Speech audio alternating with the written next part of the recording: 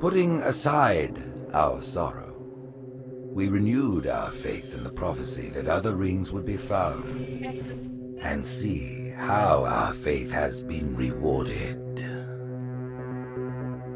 The Covenant used to be the main threat, and it was a MacGuffin in the original Halo series because the real threat was the Forerunner legacy and the Flood itself. The Forerunners have been the source of so much mystery throughout the Halo franchise. It was something that was just fascinating to us. So far it's been a lot of stumbling into their belongings. Like we found Halos. And now we found something more. We found the Prometheans.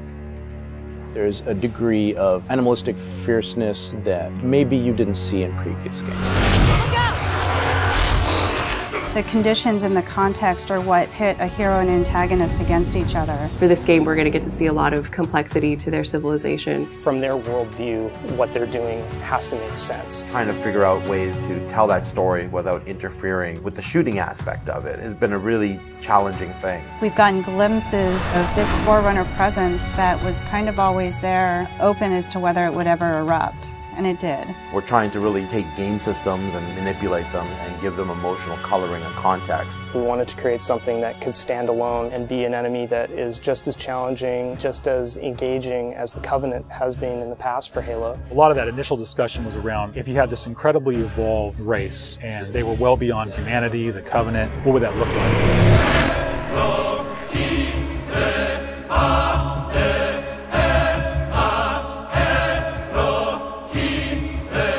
The design process for the Prometheans was intriguing, exciting, and then long and painful process. I think just because everyone was so invested in what they wanted out of them. How do you imply something strong, something vertical, something different? And how could we actually have a global logical language out of that Forerunner philosophy? Anybody who's played Halo goes, okay, Forerunner's the silvery angular stuff with blue lights across it.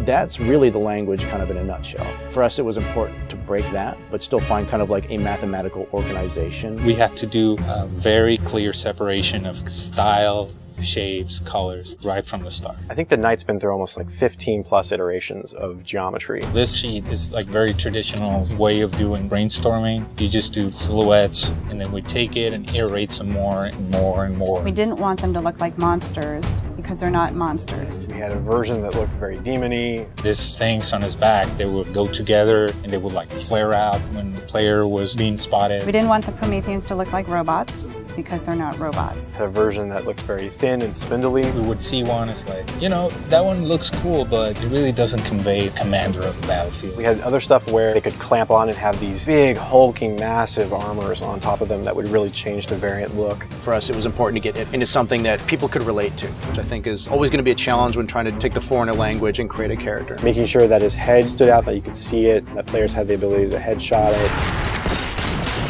It falls also onto animation. They're able to bring these guys alive and make it feel believable and plausible and still be very fast and lethal. Locomotion didn't look heavy enough at one point, so we scrapped everything and did it all again.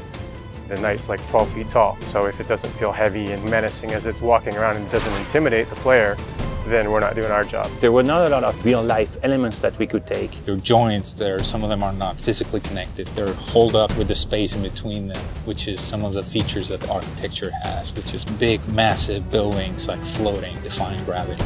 We wanted to keep some of that mystery and kind of the unknown in the characters as well. We even have the little micro driver arms in here, and then all the way to where we turn these layers off. We have the glowing skull. We thought it would be more of an impact if it's like a sarcophagus. It opens up and it's showing all this aggression. There's certain ways to approach fighting and elite with a group of grunts, and really what we wanted to do was change that up. The Covenant are tried and true. You know what you're going to get out of a grunt, you know what you're going to get from a jackal with his shield, the toughness of elites. Here are the brand new hooks to the sandbox. Prometheans are made up of the Knights, the Watchers, and the Crawlers. One of the big focuses for us in the design of the Forerunners was to have these different enemy classes that would be able to work together. Having this dissection so that when the player went into combat, he's sort of tactically evaluating which order to take guys out. They don't act independently of each other. You put any combination of them together, and the strategy you need to engage with them is really different. There are a variety of Knight classes.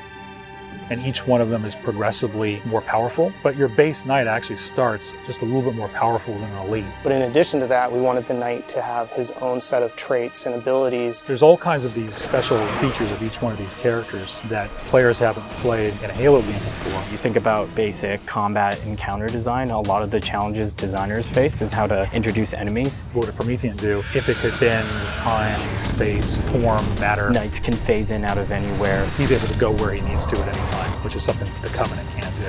Heads up! Crawlers can walk on walls, walk on ceilings.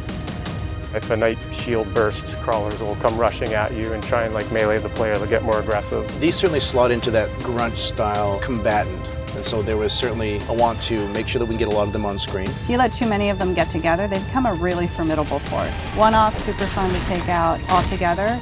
It's like a pack of feral dogs. Its mandibles, when it screams, will actually separate and float around in the air while it's howling. The animation added so much fresh behavior to this character. It's very exciting. The Watcher is definitely a support class. One of the things we wanted to do with the Forerunner characters was constantly have them mix up their tactics and make the player react to it. The Watcher is able to regenerate knights. One of the things we needed to do when the Watcher design was coming along was make sure that the Watcher would actually fit inside of the Knight. That bursts out and swap to the actual Watcher asset. The Watchers are aware if a Knight's damaged, they'll protect them, they'll catch grenades, so they kind of coordinate their efforts. The Prometheans feel like the most advanced of the bunch. They're able to bring all of their technology and wisdom to the battlefield. With new enemy class comes new weapon class. We literally concepted probably 200 weapons for this game before we settled on the half a dozen that went in. It's kind of like you've got that balance between humans' model of what a weapon's like and the desire to want to try and make something crazy and futuristic. We tried coming up with this perfect mix of stuff that was still relatable. You would still identify a weapon as a rifle or a shotgun or a submachine gun, even though they're almost magical. The Forerunner Scattershot was probably the first one where we really nailed the design on it. Everybody loves the hinge action shotgun, so we tried doing something like that so that the reload animation would be to cock it up and the front half would smash together. Every time you pick up a Forerunner weapon, it forms in your hand. So that sort of kicked off the component of having these guns form around the player. So there's that moment of like, oh, what is this gun? What does it do? And then when it comes into shape, it's kind of immediately identifiable. What makes the Forerunner weapons distinct is that usually they have dual purpose. So for instance, from the bolt pistol, you can charge it up and have something that's equivalent to almost like a shotgun blast. In the case of the light rifle, we actually experimented with doing dual firing modes. We tried to make it so that it was the best of both worlds with a BR and a DMR. It works like the battle rifle when you're not scoped. That has a little spread, has a 3-shot burst, and it works like the DMR when you are scoped. So it's like a mini sniper rifle in a way. It actually changes to a different firing mode where the projectiles are stronger. One of the big things that we really focused on for them was making sure that the weapon doesn't just feel like a chunk of metal, but that it actually has glowing energy that's flowing through the gun, going down the barrel, so that everything is very full of life. The moment where all the Promethean effects really started to click the most was when we started showing the dissolve whenever you kill a knight. That was really when we started to feel, yes, this is something cool, this is something unique, and something that we haven't really seen before. This is an early prototype of the Knight D-Res. As the sphere expands, you see the particles are birthed, and everything in the red region you see will be the crack and the erode. When you shoot and kill the knight, the actual point on the body where you did the damage is where the dissolve starts. So if you shoot from his foot, he will D-Res from the point of his foot up. The end result, when we blow up a knight, they dissolve, proving that the technology works.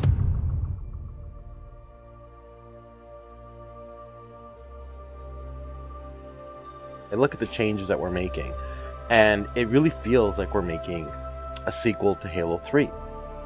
And that's exactly what we're setting out to do. We have the Covenant from previous games. We have the UNSC. We had all these things to take from, like, all right, we can make a new take on this, but we had zero information to some of this Forerunner stuff.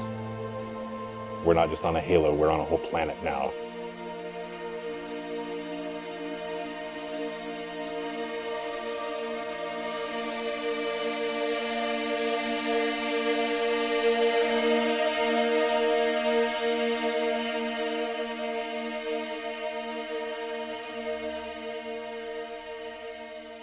We're not just threatening one corner of the galaxy, we're threatening everything.